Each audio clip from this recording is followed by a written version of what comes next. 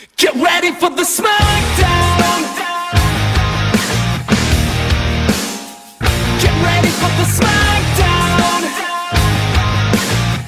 How you gonna react when you're put in the back now? 'Cause there's no turning back when you're facing the smackdown.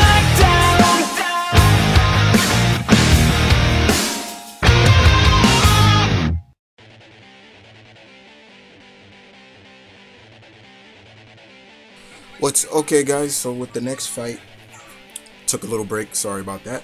But with the next fight, I bring you the next fight, which puts two ladies together. So still gearing up for the all-female edition coming soon.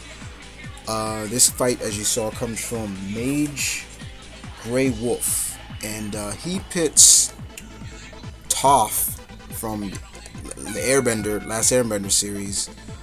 Versus Terra from DC Comics, you know, famous Terra, we all know her. Yeah, so we have two girls who their abilities are dealt with Earth and geokinesics, pretty much, in a way. So we're gonna kick it off with Toph. What can I say about Toph that everybody should know? Okay, very outspoken. This girl had no questions of telling you like it is. Whether she liked you or she didn't like you, she hated you. She was very brash, very frank, very confident. She considered herself the greatest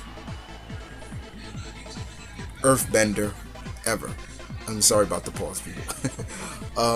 And she taught Aang earthbending, pretty much. And what was unique about her in terms of earthbending was the fact that she was blind. She came from a very wealthy family, and they treated her kind of like she was, you know, like she was unindependent, like she couldn't do things for herself. But she was her senses were very acute, and she was basically, you can consider her the Daredevil of the Avatar universe, because she felt the seismic vibrations in her feet and things like that, so she was able to use that as an advantage in her earthbending. She would travel with Aang, and she would be a great ally to Aang in basically the defeat of the Fire Lord Ozai, and you know, bring in the new era that we see now that's in Legends of Korra. She would also be able to master metal bending. Yes, she mastered metal bending, and once again, the legacy of that is shown once again in Legend of Korra. We see her daughter is the captain or leader of the metal bending police force. So she left a big legacy, but she was very strong. She was very independent, very witty, and more smarter than you would think she is. You know, some people would think she was never. They never really showcased her being like the brilliance, but when she would put her mind to it, yeah, she could accomplish anything. And we saw that a lot with Toph in the series, which just it has such a cult following, and she's such a great supporting character that we saw that with Toph. Very, very powerful earthbender indeed, which comes from the Hangar style of Kung Fu, if you want to know where earthbending, the similarities are from. Sorry. So we move on to the DC universe, and this is a character that very tragic in a way, but is still highly remembered, and that's Terra. Terra is the sister of Geoforce. The original Terra was a spy for Deathstroke, and pretty much during the famous classic storyline called the Judas Contract. Very good storyline. If you never read that, I urge you to read that storyline. She is the product of the king of Moldavik having an affair with you know, I guess a peasant, as you want to call it, but she inherited her brother's powers in terms of able to, basically move Earth and cause seismic vibrations and earthquakes and things like that. Basically, like they call it, telekinesis. Terra definitely was kind of tragic. She's a tragic character indeed, because what looked like she was all for with the Titans turned out she was against them. She was a spy, and it hurt Beast Boy more than anybody else, because they really started to have a thing for each other, and they played that up even in the cartoon. We saw that as well. But because of that, because of what she can do, control Earth, and she uses that power to fly on chunks of rocks and stuff. It was cool. It was really cool. I mean, she can even tap into lava flows if she wanted to.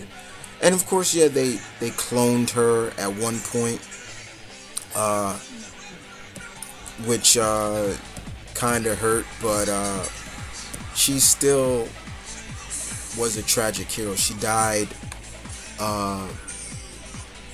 pretty much afterwards, but she was a strong character nonetheless, and her abilities were pretty cool. You can kind of say that's kind of where a lot of these geokinetic characters come from in a way. But Terra was cool nonetheless. You can't deny that. Very witty as all. So in terms of a battle between these two girls, this would be very interesting, because first of all, you have these two girls who, you got an earthbender who basically can pretty much do whatever Toph can. So it might not come down to power skill, it'll come down to maybe trickery or somebody getting the upper hand. Let's face it, Toph, excuse me, not Toph, Terra could use the ability of floating on rocks to be the advantage, because Toph can't sense where she's at from the air. So there's a lot of aspects you have to put into this situation. But then you got also the fact of, how far would Terra go to win, in terms of even knowing if Toph is blind? There are a lot of things you throw into this situation. But I do like the fight that MageGrayWolf put together. I thought this was a very interesting fight, very cool. But I definitely got to ask you guys, how do you see this fight going? I mean, it could be just a test of, earthbending skills and things like that. But it definitely, guys, really, puts everything into full spectrum of who would win. But I leave it up to you guys to decide. Toph, excuse me, or Terra. And as always, guys, I want you to show some love and respect to MageGrayWolf. This was his creation. I'm just the guy that delivered it for him. But other than that, this is M.V.K saying peace, one love, stay tuned, keep it real. As always, I will catch you Monday with the next fights, God willing. Battle on.